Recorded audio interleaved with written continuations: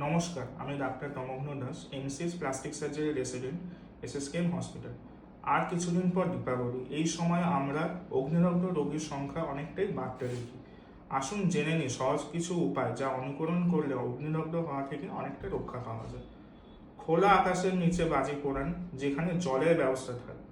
বড়দের উপস্থিতিতে বাচ্চাদের বাজি পোড়াতে দিন। একেবারে একাধিক বাজি পোড়াবেন না, কারোর দিকে বাজি তাক করে পোড়াবেন না। আধ পোড়া বাজি হাত দেবেন না, হাতের ওপর বসিয়ে বাজি ফাটাবেন না। এইবার জেনে নিই কিছু সহজ উপায় যা রোগীদের বিপদ তাৎক্ষণিকভাবে অনেকটা কমাতে পারে। প্রথমত, পুড়ে যাওয়া অংশ কলের জলের নিচে 10 মিনিট রাখুন। কোনো বরফ বা ফ্রিজের জল ব্যবহার করা যাবে না। দ্বিতীয়ত, ওই অংশ বাড়িতে থাকা কোনো অ্যান্টিসেপ্টিক ক্রিম যেমন সোফ্রামাইসিন ক্রিম অথবা অ্যালোভেরা জেল লাগিয়ে পরিষ্কার সুতির কাপড়, রোলার ব্যান্ডেজ পেলে খুবই ভালো হয়, জড়িয়ে নিকটবর্তী চিকিৎসালয়ে যোগাযোগ করুন।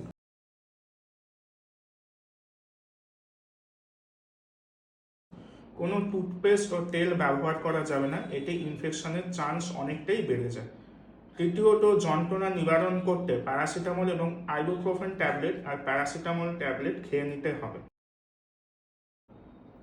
আর প্লাস্টিক সার্জন কাছাকাছি থাকলে অবশ্যই ওনার শরণাপন্ন হন, কারণ অগ্নিদগ্ধ রোগীর প্রাথমিক চিকিৎসা থেকে ফ্ল্যাপ সার্জারি, স্কিন গ্রাফটিং এসবটা একমাত্র আমরাই করে থাকি।